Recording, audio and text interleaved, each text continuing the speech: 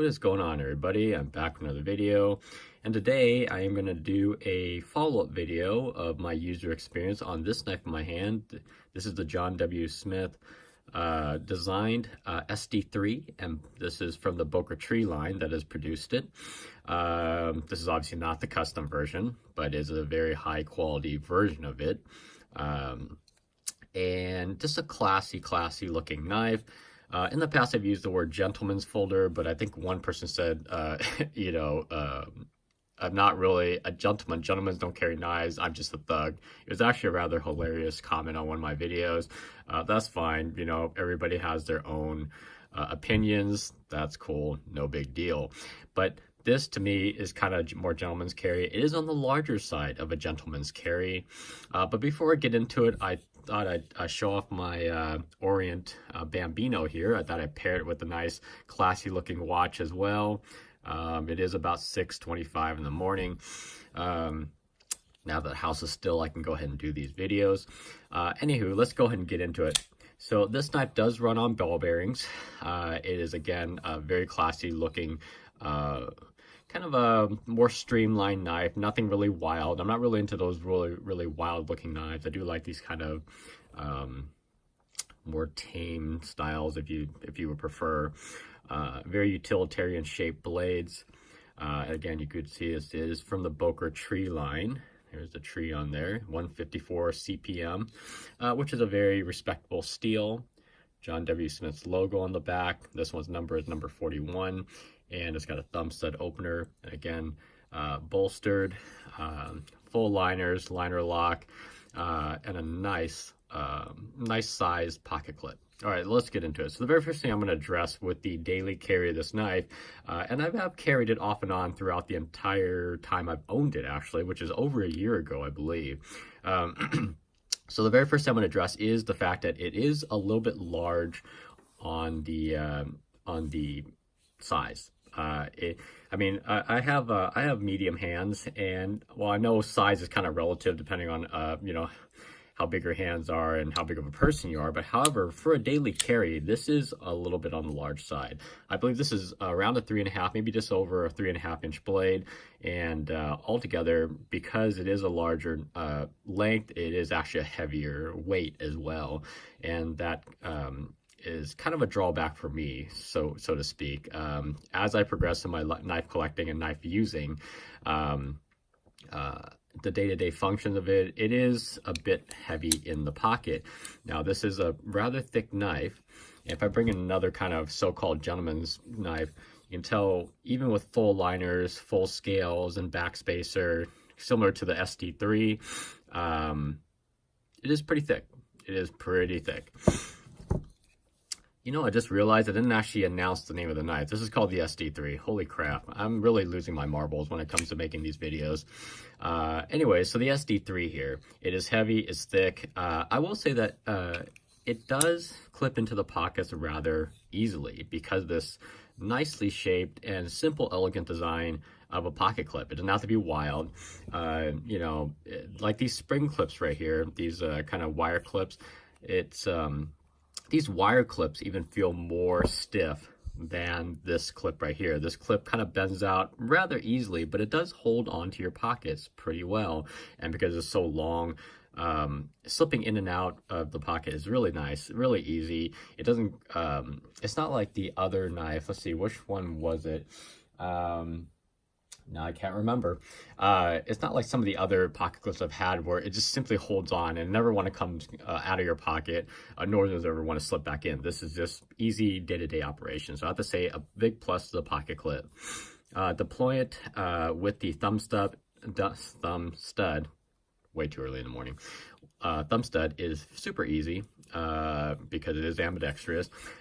Plus the fact that this is, running on ball bearings, which I think is kind of overused in many knives. Specifically, this is not even a flipper. I don't really think it needs ball bearings. However, it does make for pleasure to deploy because it does just swing right out. Lockup is solid left to or side to side, up and down. Now, up and down, I've had mixed feelings with it only because this actually had up and down play. And depending on how you deploy the knife, See, hold on, if I can hear this. Okay, well, you may have to turn up your volume, but there is up and down play on this, and this is just if you were to just open it like that. Yep, up and down play. However, if you were to kind of flick it out, okay, so very, very slight up and down plays.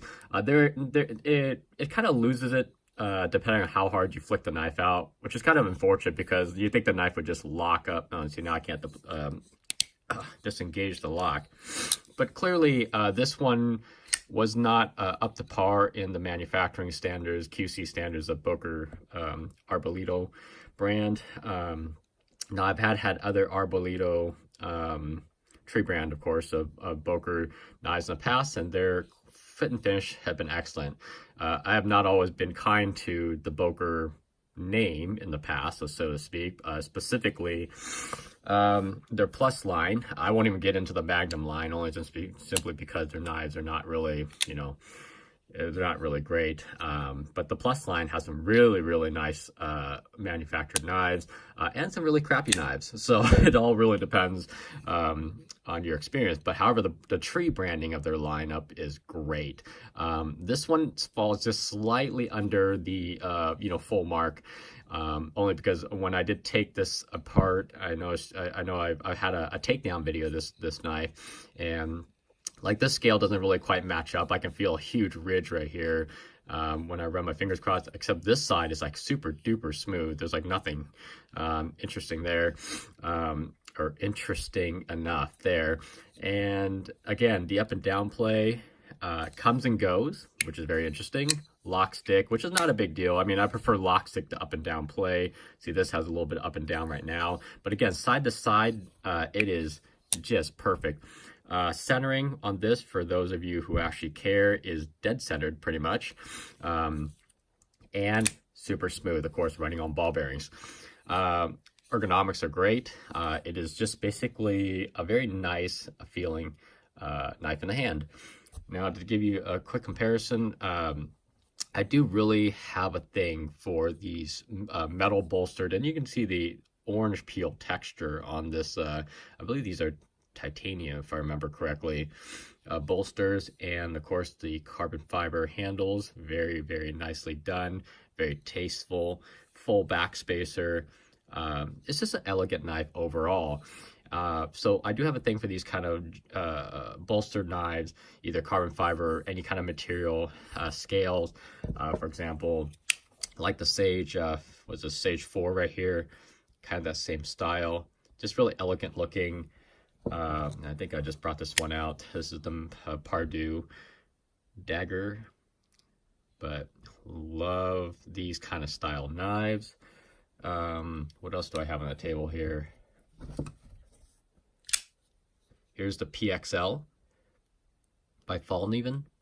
Again, extremely. Now this one is really smooth. The Fallkniven, no blade play. However, it just runs on I think just PU washers, if that's even what they're called. What do they call polyurethane? I can't remember. Or Teflon? No, Teflon, sorry. So they're super smooth still. It does not need ball bearings. And just an elegant looking knife. This one is slightly shorter, I think, in terms of overall length. Otherwise, this is a super heavy knife, but way heavier than the SD3. It's just crazy.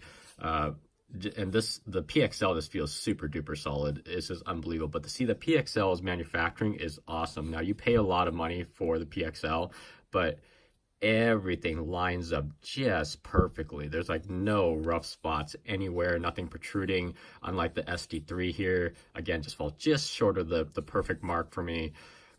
But overall, they both ooze about the same quality. This one's just slightly better constructed and slightly better on QC. So I highly recommend the PXL if you don't mind like a super heavy knife. It is really, really weighty. It's more like a paperweight. Anyways, and then the last knife, of course, is my Marty Young Ursus. Now this one does not flick out. It's not really meant to be. This one has more of a hydraulic Sabenza feel to it, but of course this is a full custom knife, so it will cost a little bit more than your Boker tree branding knife normally. Again, kind of orange peel textured bolsters, and an impeccable finish. Again, the bolsters are just perfectly fit to the scales, and full liners, everything. And guess what? It actually weighs less than the SD3. Although to its credit, it is slightly shorter than the SD3, but not by much. But Marty Young managed to make a super light knife in comparison to the SD3 here. So, but of course, you know, he actually had it. This one's a little bit more, what's the word for it? Better handled blade to handle ratio. Although I believe the Ursus only has a 3.25 inch blade versus a 3.5 ish. But again, very light knife on the Ursus here. But just going off on the style here, I really love these bolster styles. All right, well, I'll stop going on about it. I'm sure you guys are tired of hearing about it. Anyway, so on a daily basis, carry of this is fantastic, except for the weight. It is a little bit huge, at least in my opinion. It doesn't really need the ball bearings, to be honest with you. It just could be just deployed just perfectly fine with normal washers. The thumb studs are the thumb disc is perfect, ambidextrous. So if you ever have to pull the knife out with your opposite hand or whatnot, but although you wouldn't be able to, because the pocket clip you can't reverse. But either way, if you had this in your left pocket or something like that, you know. Otherwise, cutting ability is awesome. The blade is a little bit thick for fine cutting, but it is very sharp out of the box. The point lends to a very nice piercing power if you're breaking down boxes or whatever. Liner lock, love it, only because it makes for a cleaner look. Plus, sometimes on frame locks, you know, you go to deploy the knife and your fingers on the frame are actually on the lock itself, and it kind of makes it harder to deploy it. That's why I do appreciate a good liner lock. And again, it does clean up the appearance of the overall knife itself. And let's face it, John W. Smith just has some nice timeless, classy looking knives that he designs. I'm really glad that Boker did pick this model up and oops, just bumped the camera, and did decide to produce this one for the masses, because this is a little bit more affordable than what JW Smith's knives are these days. So very good pickup. A little bit weird on the QC side of it. I think I mentioned this in the previous video. This may be pretty much the last time I really do pick up Boker knives. Just a personal opinion, it has nothing to do with anything else, all right? But just because maybe I'm just an unlucky person in terms of getting knives from them. But it is unfortunate, I know. Anyways, if you got any questions or comments, please leave it below. Aside from that, take care, have a nice day, and I'll catch everybody on the next one.